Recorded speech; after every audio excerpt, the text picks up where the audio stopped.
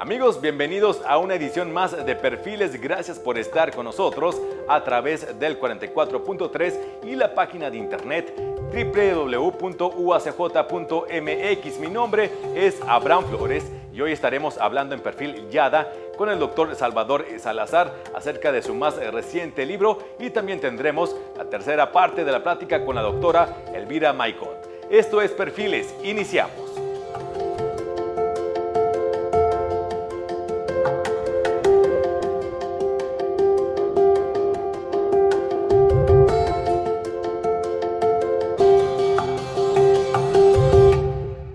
Y ahora en nuestro Perfil Yada platicaremos con el doctor Salvador Salazar acerca de su más reciente libro llamado Juventudes, Regímenes de Sensibilidad y Disidencia, Narrativas, Estéticas y Morfologías Disidentes. Esto es Perfil Yada.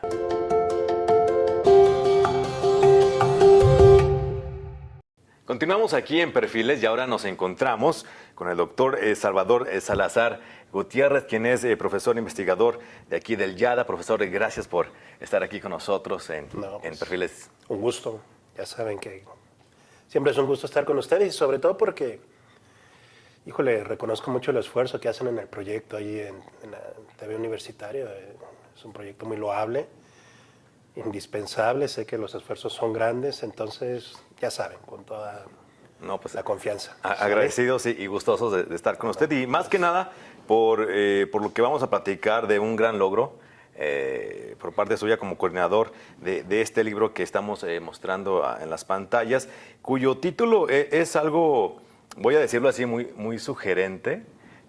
Juventudes, regímenes de sensibilidad y disidencia, narrativas, estéticas y morfologías disidentes. Doctor, es un título muy interesante que atrapa la atención definitivamente, y el contenido ha de ser así seguramente. Sí, realmente es un trabajo muy gratificante por varias razones.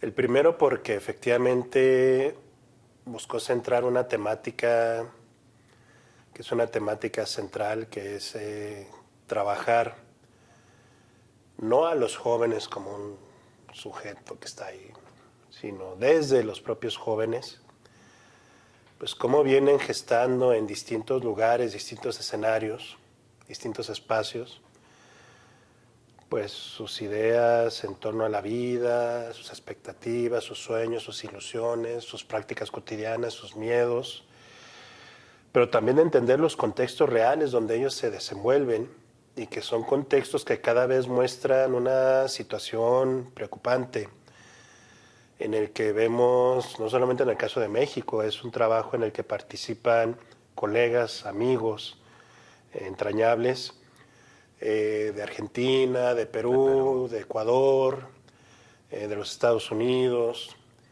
Y lo que observamos en general es que hay constantes en las cuales ser joven es enfrentarse a un panorama cada vez de una fuerte precarización, de una fuerte vulnerabilidad, de una fuerte tendencia a criminalizar a los y las jóvenes. Pero también vemos un escenario de esperanza en el sentido de que hay también una reacción frente a ese contexto donde los y las jóvenes están generando proyectos muy interesantes. Y cuando hablamos de disidencia, es un término que lamentablemente no entendemos qué está detrás de él. Cuando hablamos de disidencia viene de decidir. Claro.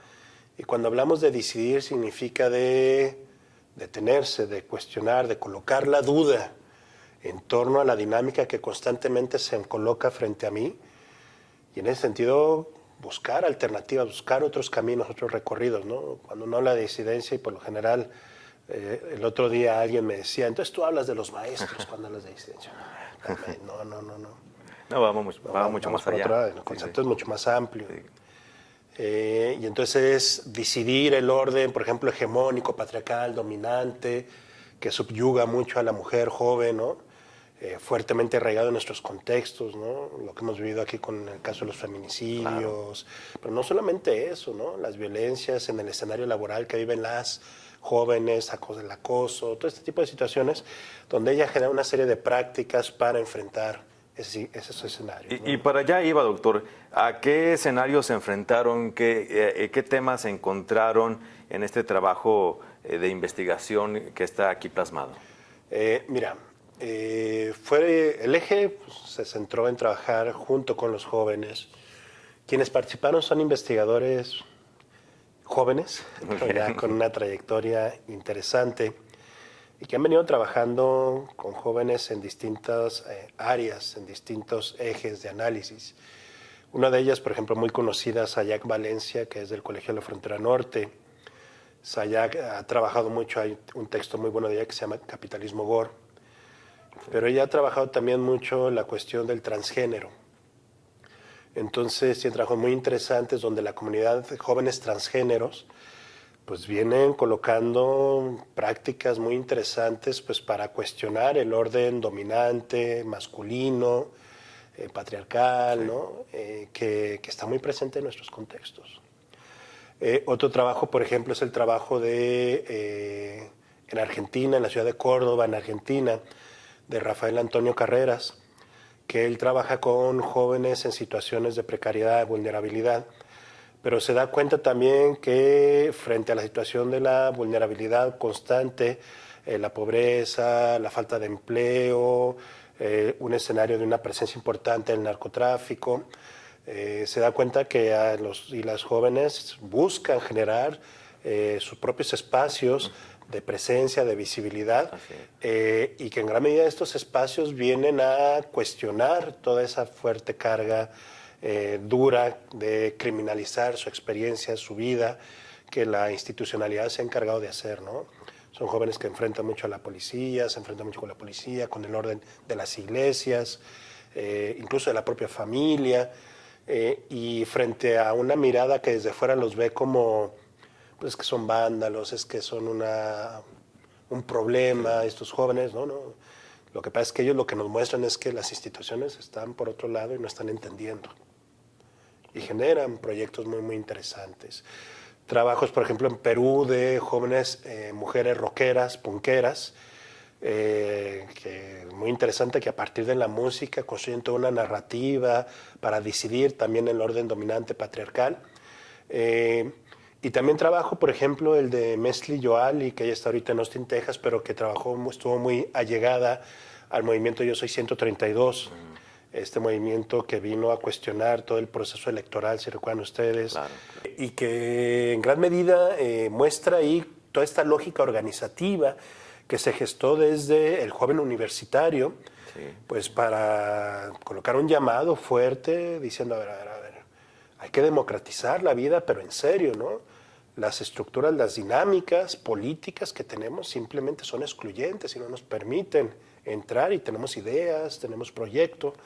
Y entonces en ese sentido hay un cruce importante de diversos trabajos, diversos ejes fundamentales que lo que vienen a permitirnos observar o lo que coloca son estos tres elementos que son las narrativas, las estéticas y las morfologías, ¿no? Morfologías en tanto a las formas que se vienen construyendo en las lógicas organizativas asociadas a estas prácticas de los jóvenes, las estéticas en el sentido de toda esta reconstrucción de los cuerpos, de las expresiones, que se convierten en instrumentos de empoderamiento muy interesante, el tatuaje, el performance, los desplazamientos, las proximidades, y sobre de ahí va.